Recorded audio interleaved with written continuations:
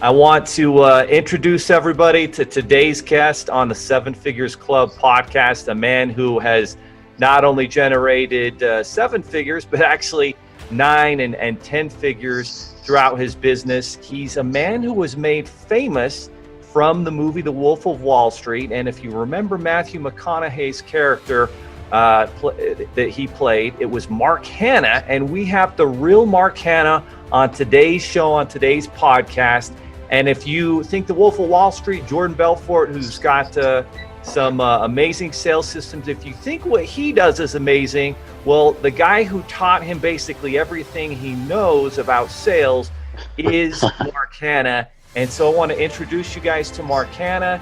He graduated from St. John's with an MBA in finance. And in the 80s and 90s, he entered the finance world working for such massive companies as Bear Stearns, Lehman Brothers, LF Rothschild, Drexel Burnham, and more. In 86, in his very first year as a stockbroker, think about it. Think about your first job or business. You just get started. He earns over $1 million in commissions in his first year. He breaks every record in Wall Street. And then shortly thereafter, he's named Broker of the Year and promoted to Senior Vice President at LF Rothschild. And in 1988, that's when he was approached by Drexel Burnham to take over as Senior Vice President, where he helped more companies raise more capital. He trains hundreds of successful stockbrokers to close deals. And then in 1990, he partners up with Jordan Belfort, the Wolf of Wall Street, played by Leo DiCaprio in the movie. And they open up the infamous Stratton Oakmont, in which they grew the firm from 30 to well over 500 personnel in just a few short years.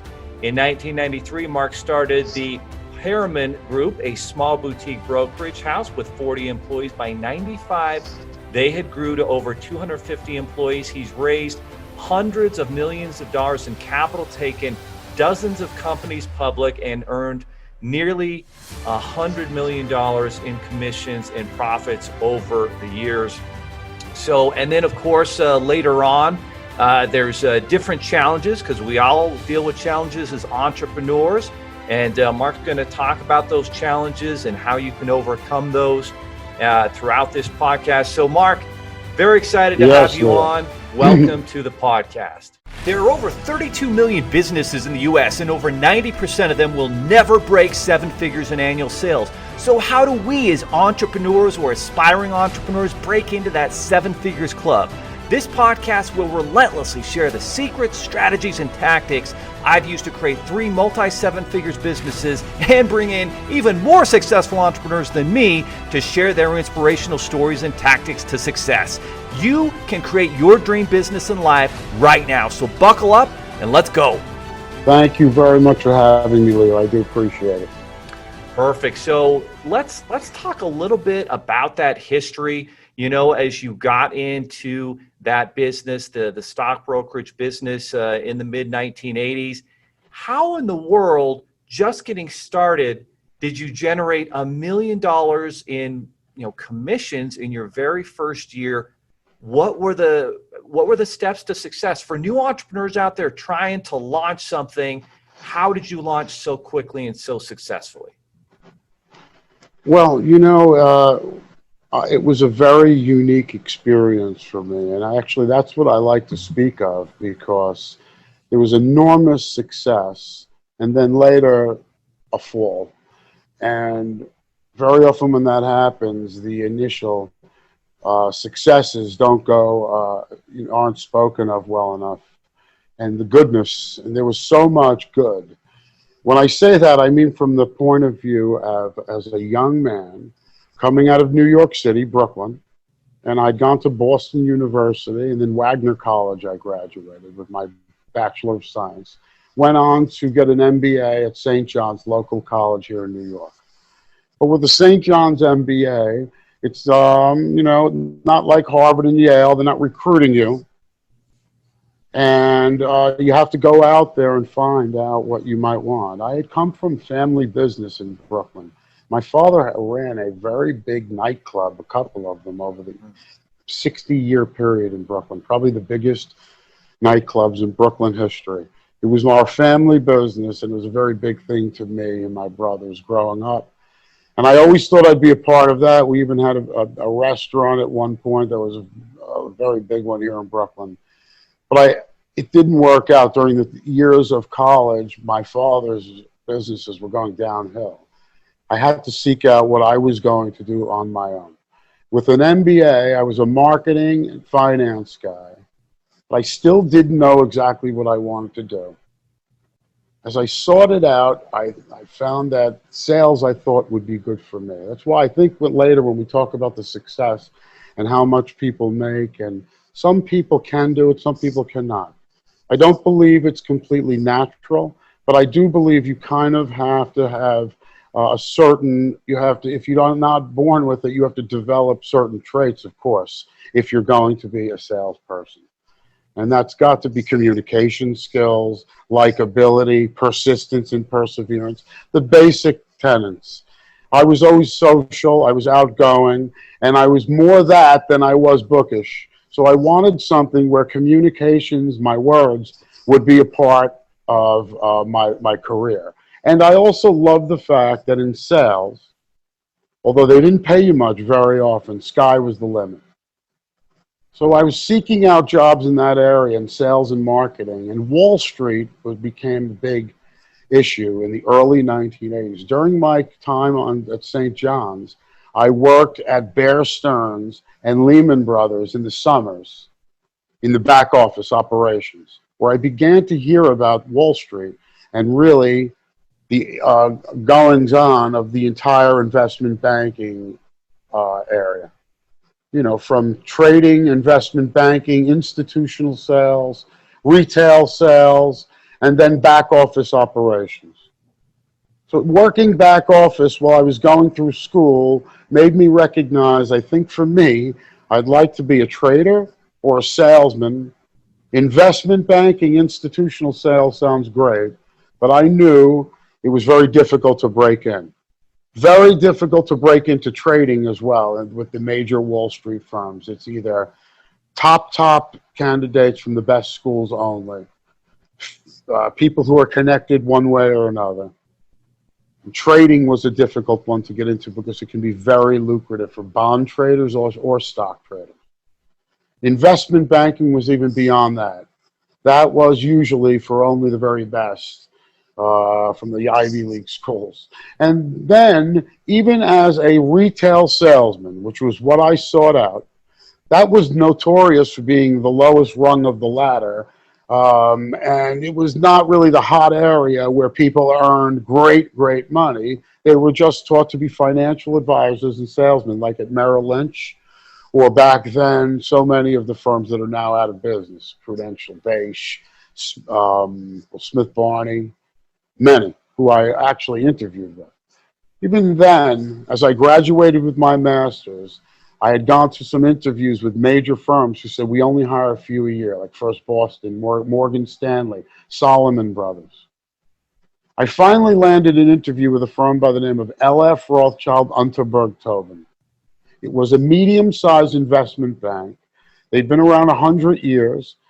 L.F. Rothschild had merged with Unterberg Tobin to form one company, and they were known for their technology, initial public offerings, research in technology, and research in municipal bonds. But they were hiring now a group of stockbrokers like I would be. You would first be hired as an assistant to a broker. You would be on the phones all day, which meant 8 o'clock until 6, 7 at night. Saturdays as well, very often, if you chose to. And you were telemarketing, along with some direct mail, to people, wealthy individual investors all over the United States. As I joined, I took the job, and they paid me very little the first few months. I was an assistant that was paid minimum wage back then, and I also was given a percentage of the leads I would give to my stockbroker if he were to open the account. So most of the time you start out kind of in that setter role. So it sounds like you started out, setting up deals and then passing them to the closer who was your stockbroker. Is that how it worked? Well, no, not exactly. It was you Oh, were on the phone the entire time with what yeah. we called a prospecting or qualifying call. And that became very, very important. After a while, you tired of it. If you were a more talented and intelligent person, you needed to do more. But initially, it was to take a list, and we would buy targeted lists. This was really in the beginning, in the 80s and in the 70s, it was the beginning of marketing via telephone in a very intense professional manner. But it was being done now at Lehman Brothers was the main firm. Even though I was at Rothschild, a number of these brokers had come from Lehman, and Lehman gained a reputation of developing rooms, a couple of them here in New York City, where all the brokers were making huge amounts of money. And there was a system and a way, and language was the key. They gave us, which I had at Rothschild, stuff from Lehman very often that was circulated around all of Wall Street, and I talk about that later because we go into many firms. And these firms they call, say, boiler rooms later, or what Right. Wolf of Wall Street showed as a boiler room. Well, the major firms that I worked for years had the same exact thing. And they were not boiler rooms. So one of the papers I've written, I say papers because I write a lot, but they've not been necessarily in books. But one article I did write was about boiler rooms and brokerage houses. And with the reality, what are we talking about? It's a label. If you are a professional, when I had my company, and I'm very different than Jordan also in that I don't view later what I did. I always thought what I was doing was completely legal because it always was. Now, even while I made my millions at Rothschild and Drexel, I became a certified millionaire within a year or two. So So, after the so first 5 years. what was the process like? Like, how did you excel at the sales system so quickly? And you're doing all this over the phone. So how were you able to connect with someone who had money, gain their confidence, and then provide the solution that they were looking for? What's that process like? Well, I think what it comes down to is a few things. Number one, as I've said, first, you have to know exactly what you're doing precisely, who you are and what you're selling. And that becomes very specific. In the stock brokerage business, every guy was different. That's what allowed me to do so well was I had leeway. When I've said before, and I've written an article called I'm Not Your Financial Advisor. I was what they used to call a stock jockey, which was basically that I would have an individual stock or two and bring them to my clients. Now, from day one when I came in, I did not come from family money to that extent. Well, because a lot of stockbrokers back in the day were wealthy young guys who came from wealthy families who had to bring a book with them. Otherwise, they don't get hired. Here, this was for young guys, and Lehman, as well as Rothschild, hiring MBAs like me. Some lawyers even took these jobs.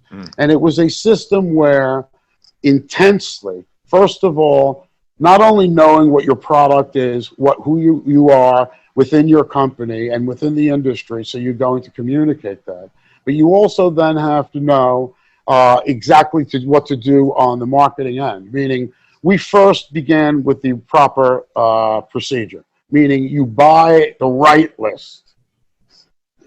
These are not leads. Let's qualify the names. This is a list, but thousands of names. We were thinking big and we acted big, and it was a game of numbers. It was quantity as much as quality, but it was quality as much as quantity as well.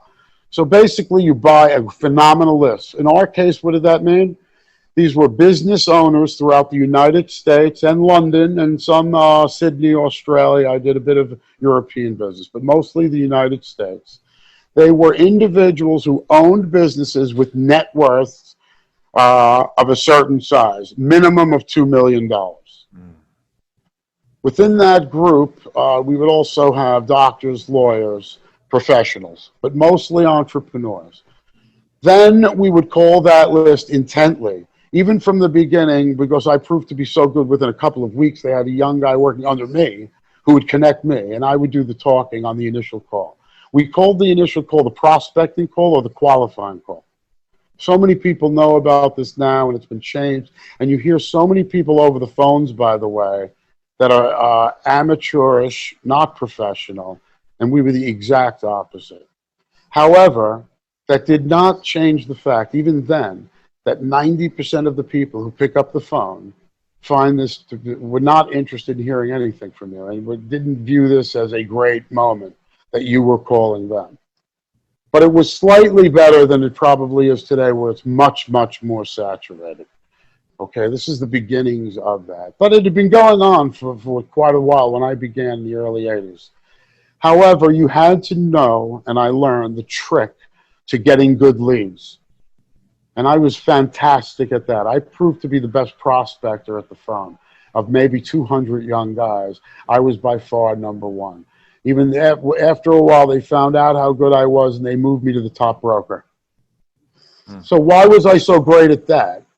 Because I just learned the tricks and the skills that needed to not only get a guy to talk, but to allow him, yes, to just give me a moment, please. And the funny thing is, I was always known for being refined, well-spoken, and never loud or yelling, never that type. Mostly, it was you had to be likable. Your voice had to connotate right to the tonality. I've talked. Jordan speaks about that a lot. But my tone, this basically is a performance we learn. You're an actor, and the role you're in right now is super salesman. I saw myself. I had always very high self-esteem, a lot of confidence from the time I was a young guy. Maybe it comes from coming from a good family. That's what I mean about teaching people. You don't know. You can't promise people, yes, you're all going to get rich. I speak to groups of people and I say, sorry, you're not all going to get rich.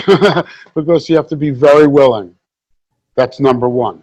Anybody can do this, though, and they can do it well, but you have to make the effort to do it. And I wanted it, and I loved it, by the way. Nobody spoke as well as me. I went a little crazy. I was obsessed. I think every great entrepreneur's success at one point was obsessive compulsive toward their business. And I was for those first few years. And after that, I didn't have to do much because I opened up individually thousands of accounts on my own in the stock market. And the reason I made millions was because I became to be very savvy about the market itself through many influences and information at our firm, LF Rothschild, but not only there, everywhere on the street, traders as well. And I was able to not only land major clients, whales, which is a big thing I've written about, fishing for whales, and how then to tee people up and to promote your product in a bigger way with more size, bigger purchases, more people saying yes for bigger size.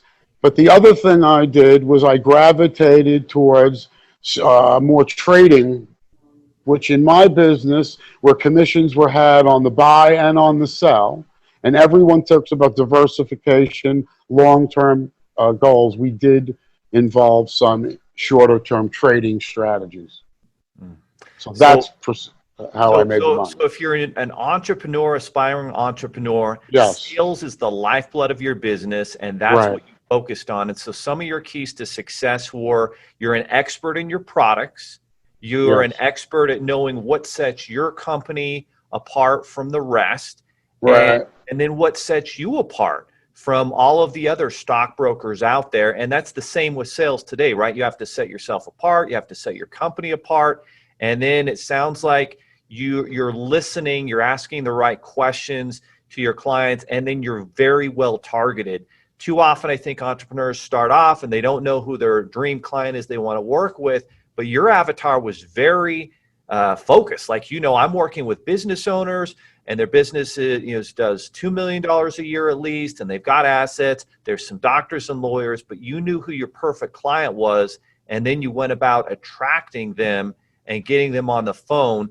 And at the beginning, you did a lot of cold calling. So how did those conversations go in which you're able to, connect on a cold call very quickly with someone? Because you maybe had 5-10 seconds to connect and kind of get their attention. How did you do that? Yes, and that's actually very important because the key to what I teach and what we did so successfully was lead generation. And it's changed today from then, where I would use the internet much more so today. And that's what I have done over these past few years. Whenever we're generating leads for any sales campaigns, and I've been involved with quite a few different companies and industries, I think for me, the thing that I teach that's essential. I mentioned to you, of course, the quantity. You have to know when you're first starting to get leads, you call it cold calling. You have to have the energy or the apparatus, the machinery that's going to contact many, many people. All right, you're looking for a large, this is mass marketing in a sense.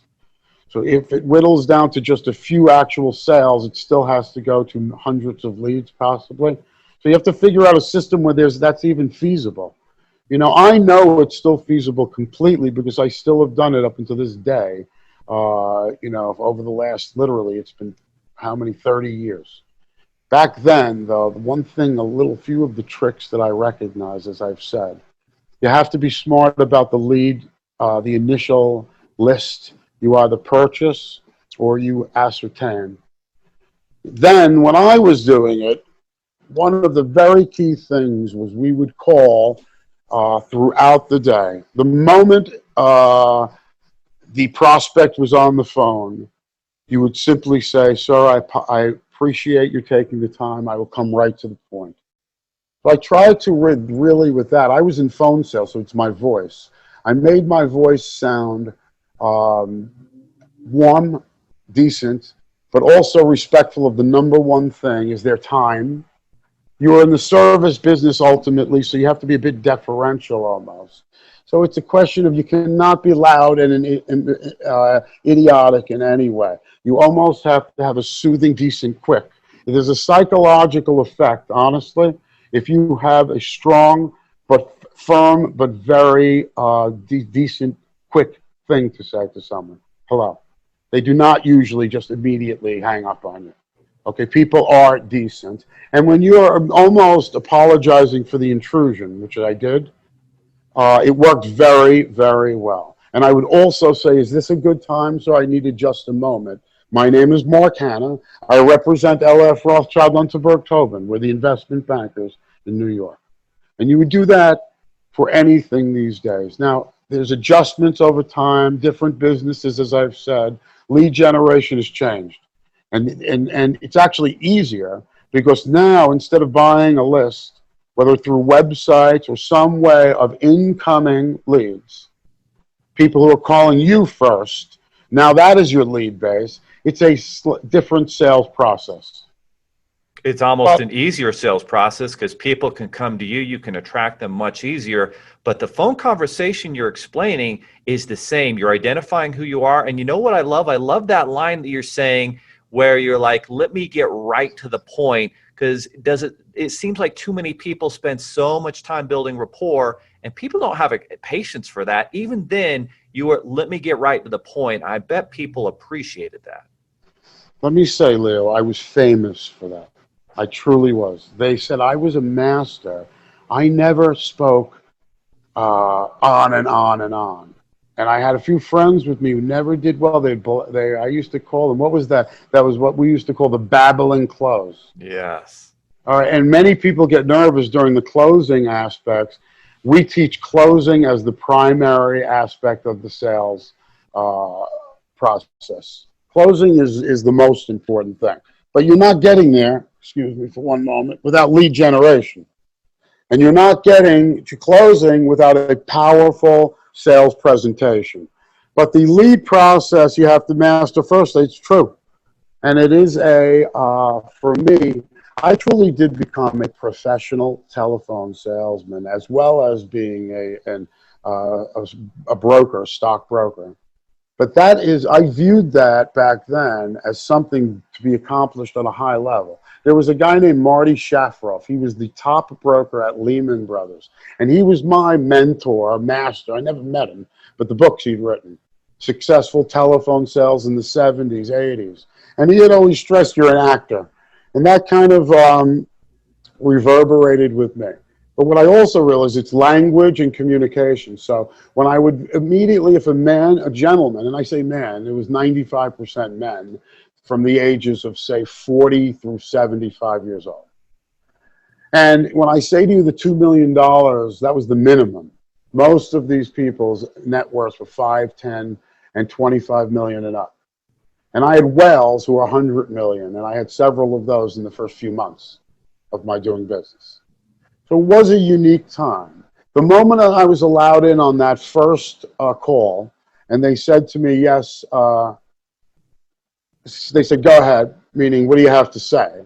Again, you said it before, Leo. I made it brief, to the point, and in that little couple of sentences, I connotated, or to this individual, several things. One, I had a very firm, authoritative, and confident voice. That told him that I was firm, confident, and authoritative, and knowledgeable, and thorough, and everything you want, particularly with someone you might give your money or investment to. Okay? And then even beyond that, I was able to promote the firm. We were the LF Rothschild Unterberg Tobin. I said it in a most regal, noble manner. Okay? So to give off the impression of what we actually were, which was a major investment banking firm on Wall Street. Nice. Then a couple of key sentences, and that would be it.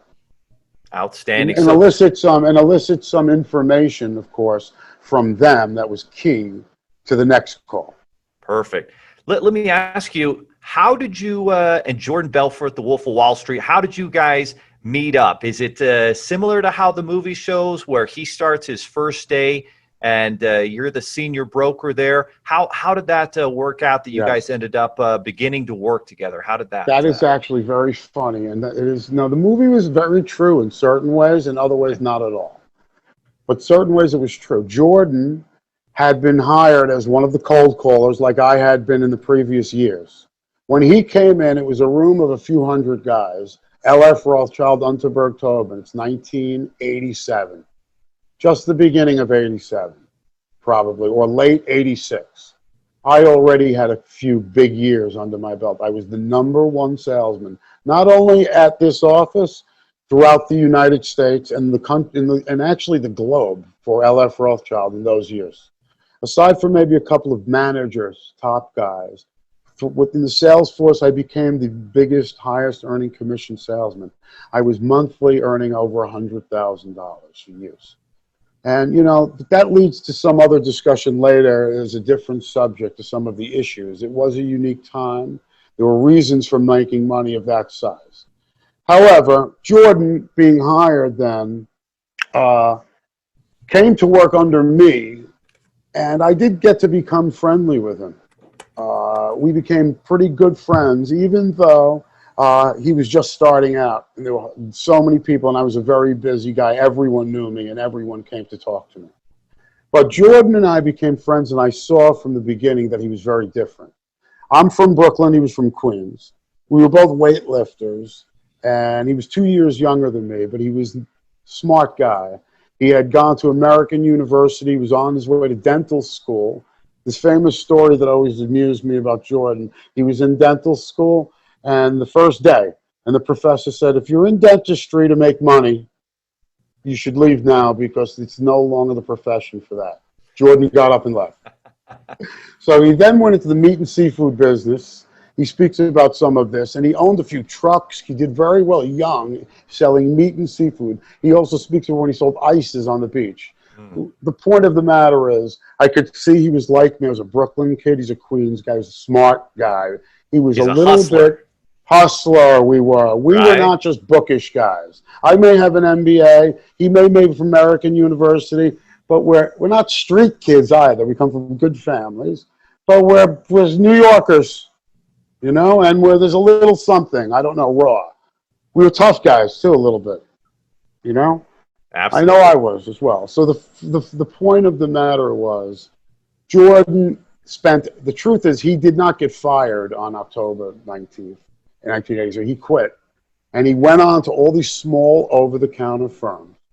And that's when we continued our friendship for a year and a half.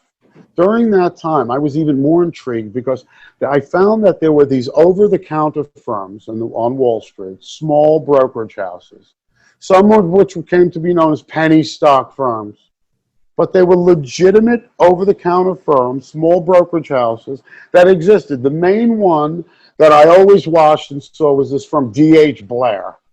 And D.H. Blair was a company for 25 years that did exactly what we later did, which was raise $5 and $10 million for small emerging companies, technologies, medical devices, innovations of all types.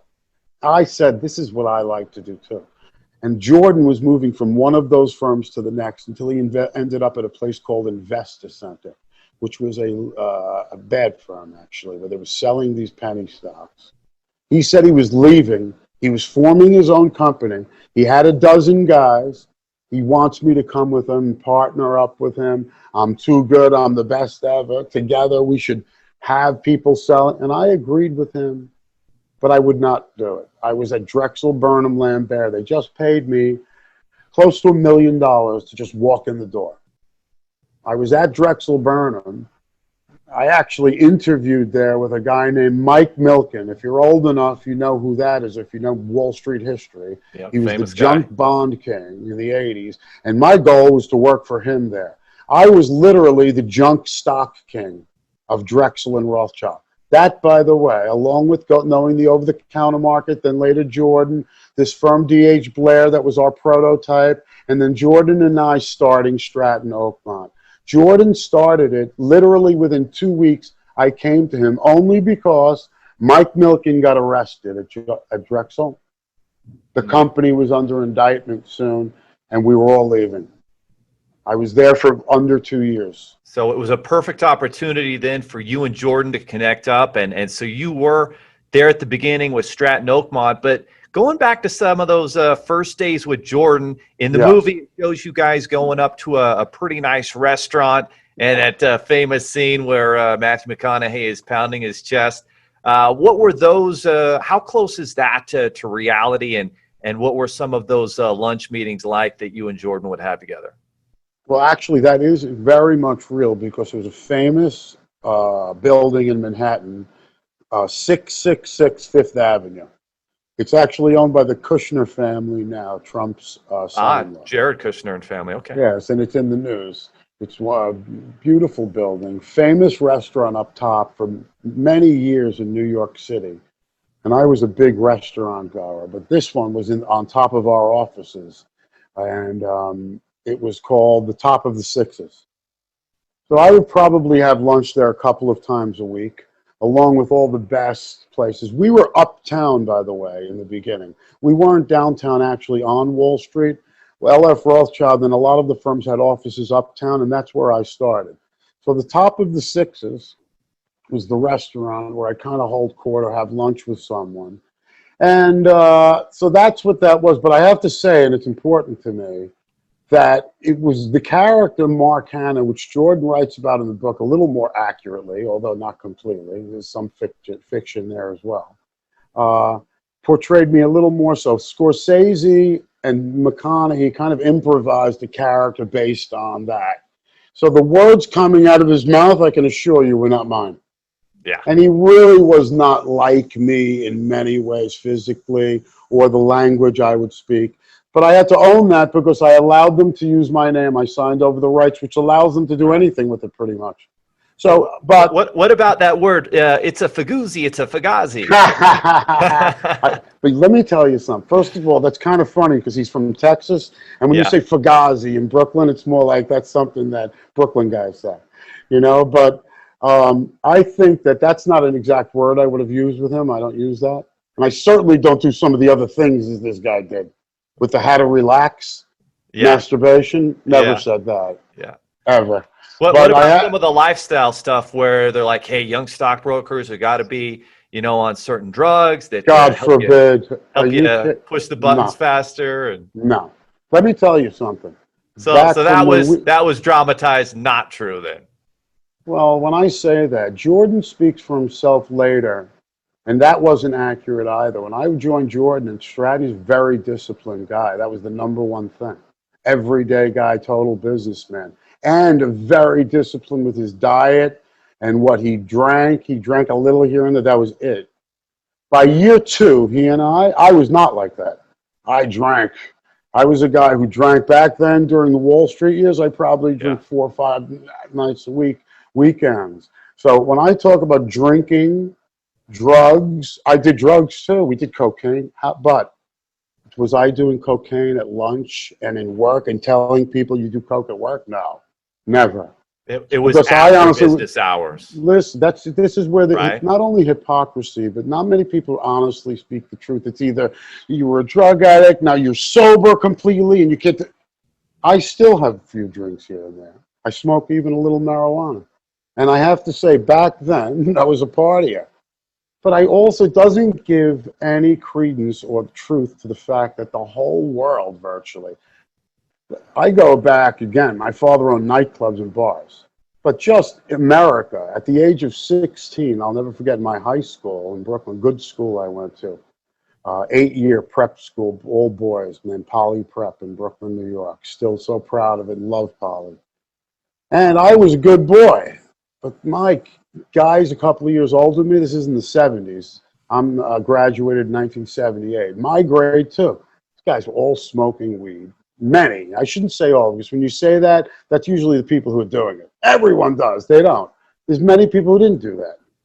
But I didn't even do any of that. But I began to drink on the weekends. The ritual of Americans. Friday night, Saturday night was all it was for me. But when I first started, I loved it, boy.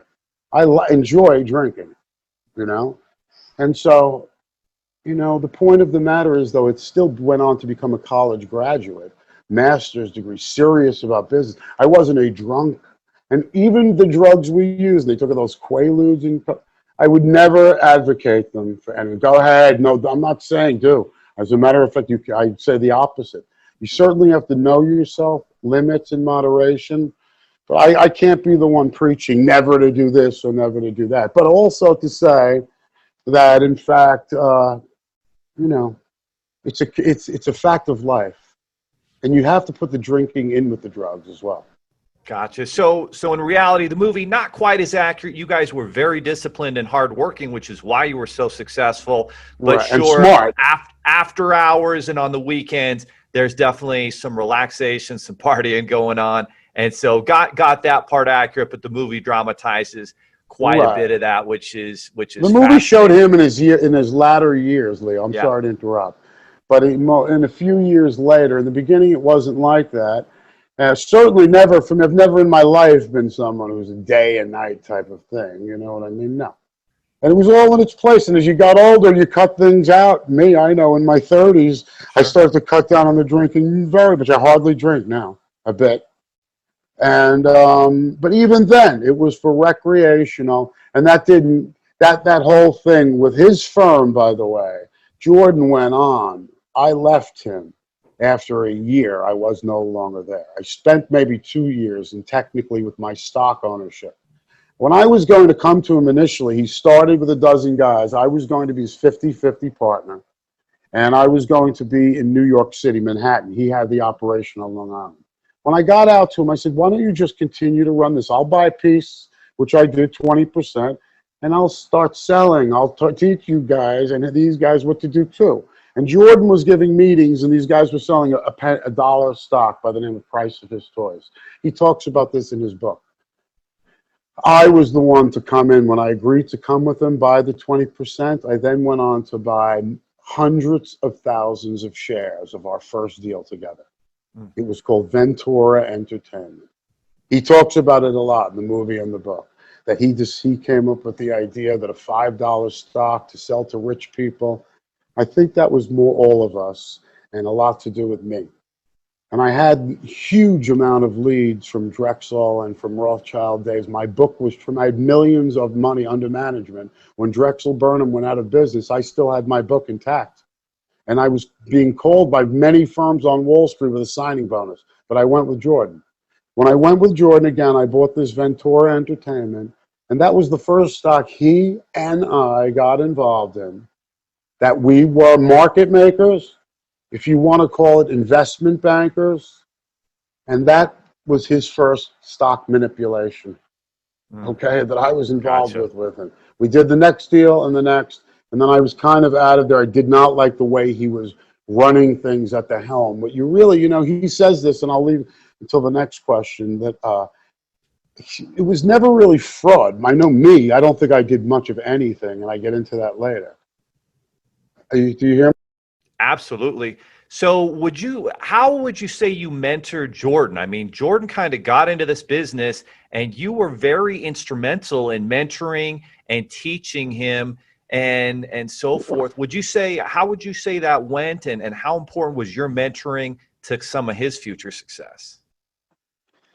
It's not exactly accurate. Jordan was one of many, many people that when we were at Rothschild and Drexel worked under me.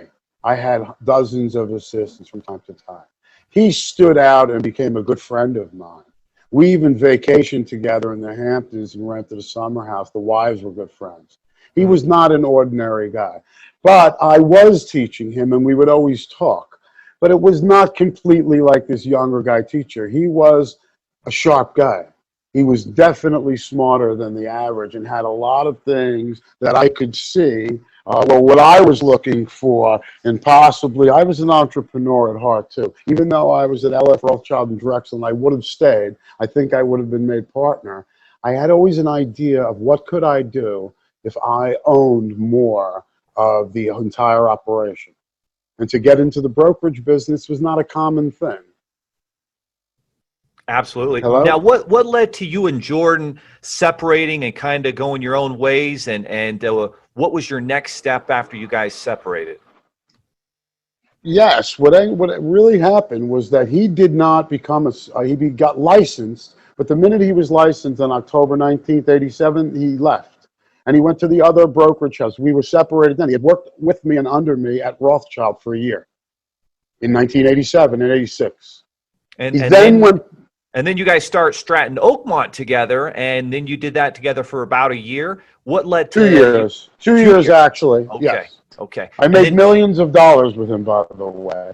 And when I did leave, it was not on great terms. Although I look back and there was a lot about him I liked, and I always did. But I definitely had disagreements. And even the way he operated his firm, he comes out in his movie and says I was a criminal and he knew it. When I came to him, and I guarantee he'll remember this, I said, Jordan, I'm already wealthy man and I'm only 28 years old. Okay, well, I would never do anything to risk that. And I'm just not that kind of guy either. You're not either. Whatever we do, particularly with these small stocks, we have to be completely within the law. We know that, right? Absolutely, absolutely. We always had that conversation. When I left him, I did not like the way he was trading stocks. And what did you not like? What was he dipping into things that were going to, get you guys into trouble? Or yes. And what I think was the minute I got there, not after 2 years, but we recognized that owning a brokerage house, making markets in stocks, later doing initial public offerings, but just making markets in these little over-the-counter stocks. Sometimes they were on the pink sheets. Sometimes they're on NASDAQ microcap. Okay, but it is a response. And then you have a sales force, and then you're a market maker. You have other brokerage houses around the world, anywhere. So taking all that into hand, if you are now the one to determine prices by taking the stock up vis-a-vis your salesman and the rest of the street, that is a responsibility. You can't do anything wrong with regard to that. Now, Jordan later, when his IPOs, he shows in the movie, he says, I was a criminal, he knew it. And maybe that was later, he was. When he was doing the initial public offerings, every deal he did came from 5 and went to 25 on the first day. He created what were called hot initial public offerings. Okay, I never did anything like that, by the way, not even close. Gotcha. I knew that was going. But by the way, I write very much about, and this is why I think that I'm not nearly guilty of the crimes that I eventually pled to, is that the regulators, which were the NASD and then later the SEC, were horrendous. I was always glad we were highly regulated. They watched everything we did. And my company was completely transparent. They never said we did anything wrong. But 4 years after I started, they sued me for everything I did virtually. And that I thought was very unfair. That was the SEC or who came after? No, it was the NASD. Okay. The SEC NASD. The SEC is even worse, in my opinion. And they came after you after the NASD then, yeah, right? When I say the thing that's so unfair also is NASD settles with you. And then when the settlement's done, they passed it to the SEC to do the identical case again. And then when the identical case was brought again, this time we went to discuss with them. They closed the doors because they stopped talking. And then ultimately they didn't even do it. They passed it to the U.S. Attorney's Office in New York City, which is the federal government, which is the worst thing you could ask for. How do you think you were? Where was it fair? Was it unfair? Unfair. How so? So first with Jordan, I'll get back to saying that he operated for 9 years, and these regulators did nothing. He manipulated one stock after the next, and they did nothing. It's almost like Bernie Madoff. They let him go for 20 years. And he wasn't like Madoff. I'm not even suggesting that, but he, it was so obvious a manipulation of stock, and they just did nothing. It gave it the tacit approval, just like I mentioned to you, this D.H. Blair. They were a famous firm that did 500 IPOs. They wouldn't do them like that with like Jordan, but they'd come out at $3, $4, $5, trade around there. Some took off and were real. That's what gives it the realness. Just like Steve Madden. Steve Madden's company is $1 billion company, multi-billion. It was a great deal. I bought plenty of it for my clients. So I knew even with my firms later, when I took companies public, I took great companies public that did very well. So, are you with me, my friend? So where is the line crossed, or what would you have done differently now, knowing what you know now versus what you did back then? Because there's always decisions we can make to kind of avoid those issues. But I know the regulators out there, their job is to, number one, just take down businesses. They're not interested in just being objective about who's trying to do things right.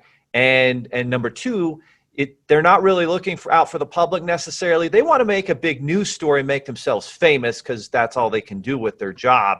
And that's usually what I've seen. But obviously people do make mistakes and nobody's perfect. So what would you do differently, or what did you learn from that experience that other people can learn from as well? Yeah, I mean, I learned a lot, actually, because for me, even though I left Jordan, opened my own firm, was much more conservative, made a huge effort. Everything I did, I felt was legit. The reality of my whole life, even as a salesman at Rothschild and Drexel, I gravitated towards making money, figuring out how to make money, all legal, but there are other considerations besides legal. And if your only thing and your main thing, which they taught us, was to make money, it's just not right. There is something wrong with it, and I know that. That's why I don't say to you today, innocent, and I'm not guilty of anything. When I was charged with crimes in 2002, I went immediately to the federal government with my lawyer, and I said, I'll plead guilty, and I'd like to cooperate, and I told everything, what I did. And they said, well, what is that, Mr. Hanna? And I said, that's what I did. And that's if I did something wrong. And again, as I told you, even back at Drexel and Rothschild, I gravitated to these over-the-counter stocks. There were things there where the trading desk would give you the stock below the bid or in the middle, and they called them the specials of the day. It was something the brokerage houses did. I keyed in on that. I made triple the commission. So I was not stupid that way. But is that really ethical and the thing for the client? We had gone beyond being even portfolio managers or financial advisors to just being these stock jockeys, as I said, and traders, which I preferred. It was a whole different type of business. But now we were going maybe over the edge. It's that question, we used to say, look, at people go to casinos and the buyers have to beware. Even when I sold my small stocks through the salesman, I was the master.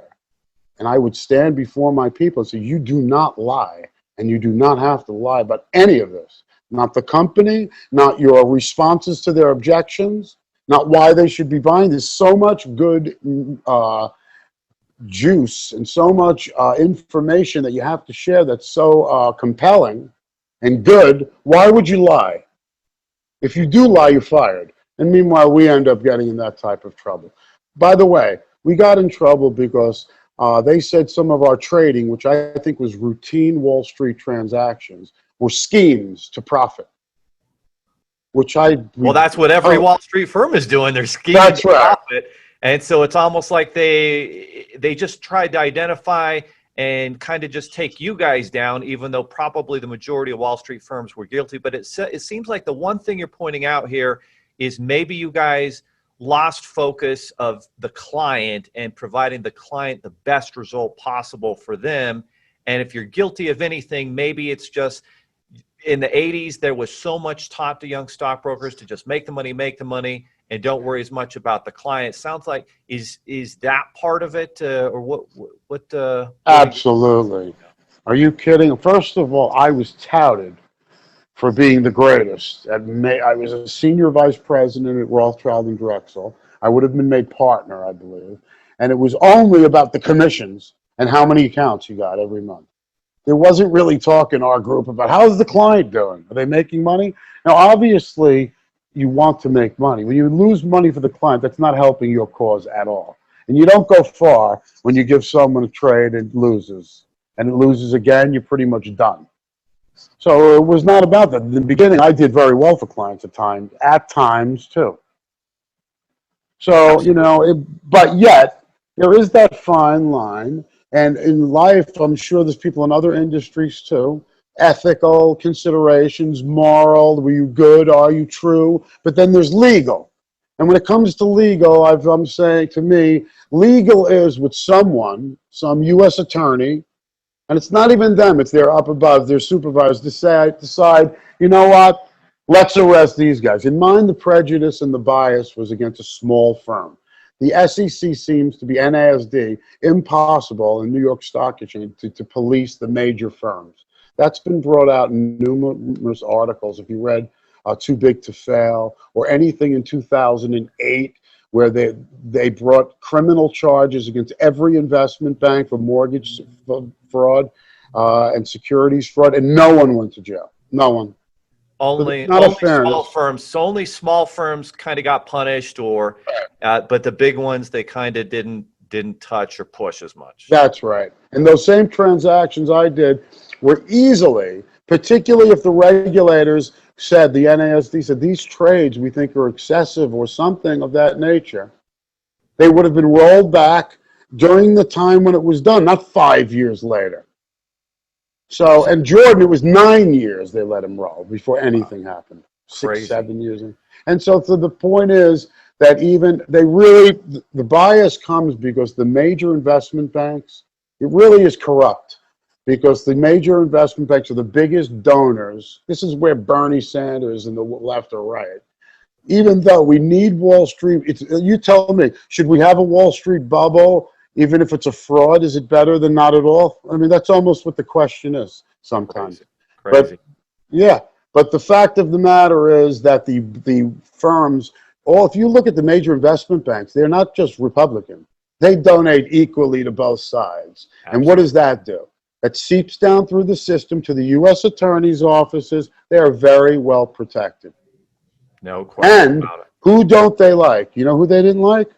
My company, by the way, in the end, I had 500 guys in 2 offices in Manhattan and Long Island. And I also dealt with firms all over the world. Right, so we were opening 100 accounts a day. Wow. My salesmen. 100 a day. All of these multimillionaires over 2 million, I told you. Wow. I was generating profits in the area of maybe 25 million a year at that point. Unbelievable. At the corporation.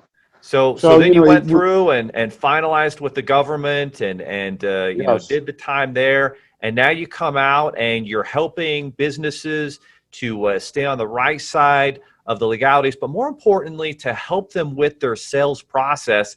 And so right now I'd like to kind of open it up to where you can talk about all the businesses, because there's an opportunity for new entrepreneurs and startups and established businesses to be able to work with you. And I know a lot of companies have seen success working with Jordan Belfort and his sales systems, but a lot of those were actually taught to him by you. So tell us about some of the opportunities that entrepreneurs and business owners can have working with you, and how you can help their sales floors and sales teams, especially over the phone, really dominate. Yeah, I know because I've been doing this for the last few years. that where I would like to help, and I can do a lot of coaching and inspiration and guidance for individual people who want to come to me, and I can help set up in small business. Of course, there's the larger corporations or guys who own a team of salesmen. Any of that, these people are viable people. You know, I get into other areas of just personality development and human development. I became a student, as I was, of salesmanship and marketing, student of just excellence in performance. So I think what I teach goes beyond sales, but I think the area immediately for people who are interested in realmarkhanna.com and what we're going to do, or virtually anyone interested in getting into business, really, which is a global business, contacting people all over the world via the internet and telephone. So many different areas, even if I guide you into insurance or mortgages, which are great areas also, and we explain exactly what. Or anyone who wants to really, the key to success in life, which I learned later, literally in prison, you know, is to overcome all negativity, to be a powerful person, and how to do that, and how to really teach others to be that way too. To be more competent, more educated, more thorough, how to be businessmen. You know, I actually am involved in speaking on a few things, and you know, the free market, capitalism makes America great. I loved what I did because it was like the one time in my life we had the freedom, you know, to open up your expression. Your business is your life. That's another thing. Jordan, myself, we were New York guys, but we are business oriented, money oriented, and in a positive way now. It's got to be. And I think that's the word that has to be spread. I think that you know, what makes our country, thank God, great. This is where I cannot go necessarily with those who bash business or demonize businessmen, is that it's industry and business that's going to provide. And to do that these days, that requires capital, which I help people raise and can, through my own company or through teaching them, help them raise monies for their efforts. Beyond that, it's learning. And so we have a master class in teaching virtually anyone to be in their own business with a computer, telephone from home, and not only that, but a choice of so many different things you can market and sell around the world. Outstanding. Travel, So guys, it can be magnificent. Guys, if you're listening right now, you need to go to Real Mark Hanna. That's Real Mark and then HANNA.com. And you can go to, you know, check out some of his videos and lessons there, and then contact him so that he can help guide you with your sales process and mentor you to build the right sales scripts and the right information so that you can succeed as an entrepreneur, as a business owner. If you've got a sales organization and you're seeing issues, and especially if you're in finance and you're doing sales over the phone, there's a lot of keywords and language and tips, obviously, that you need to know. Now, something that you did bring up there that caught my attention a little bit, Mark. Yes. What is your reaction to the media and all the negativity about business and capitalism? And I'm seeing articles that capitalism isn't working. What's your response to that? That's, you know, and that's what I'm saying. And I actually hope, you know, whether it be through podcasts, and I wanted the viewers to know that I do like to come out to your office, wherever you may be, or to your group and give a presentation based on a lot of this too, because what I speak of is then and now. And it is the question of the day, wasn't it? And it is the Democrats, some representing what they call socialism, and supposedly capitalism on the right, I don't know. But if you really look at it, and there's so many ways to analyze and to speak on these things, it's an emotional issue. You know, you're a capitalist, some people call you a pig and will hate you now. Okay? And if you're a socialist, the others don't like you, they think you're a communist. But all these things are becoming ridiculously ill-defined, number one. We have social programs in this country already. We are capitalist, no doubt. Capitalism is not the perfect by any means. There is the 99% that are really not the 1% where the money lies. How can you say capitalism is perfect if 90% of the people still are not excessively wealthy or at any level? However, let's really look at the world as it is today and throughout the last 100 years. Capitalism has its issues. The 99% does not include billionaires. That's the 1%. So it doesn't necessarily trickle down. And there's a mass underclass here in every capitalist country that they say that even, these are being sublimated in capitalism, these people. They're not thriving in the capitalist system. But I ask you, what entirely socialist system has made it at all? I'm not aware of any, and the only one that I think that you could point to with some measure of success is China's, but China's is more of a capitalistic society. That's right. When it comes to business, which is what's brought them out of poverty and built their own middle class. So, so you're absolutely right. The question is there a better system out there? And the answer throughout history seems to be that capitalism is the best system. Let's look at Germany, Japan, North Korea, Singapore, anyone who embraced free markets, and not only that, the freedoms of liberalism, liberal with a capital L, not democratic liberal, freedom of liberalism, republicanism, we're a republic, and the freedoms of the individual in business, and so we don't demonize. So, and I do believe, though, you have to have social programs. There are just too many people, no question, impoverished or coming up who are not willing and thinking. They're thinking that major corporations are screwing them. They're not paying taxes and they're not paying their share. So look, there are times the majority of people agree with Bernie Sanders, and there should be a wealth tax for billionaires or people earning over $2-3 million. That is debatable. And some of these social programs, even the ultra-right capitalists know you have to have some social programs. We have them. Okay? So that becomes the issue. But for me, I think the promotion becomes, yes, what do I promote? The answer is big part, business, free markets, and capitalism. It is. And to open it up for more people, and then to have a social conscience, of course, for infrastructure and all the rest. We got to get looked. One thing I can tell you, which is more on the subject of my criminal justice, is I look at these politicians and they sicken me. And to me, they're all, you call me a criminal? How about them?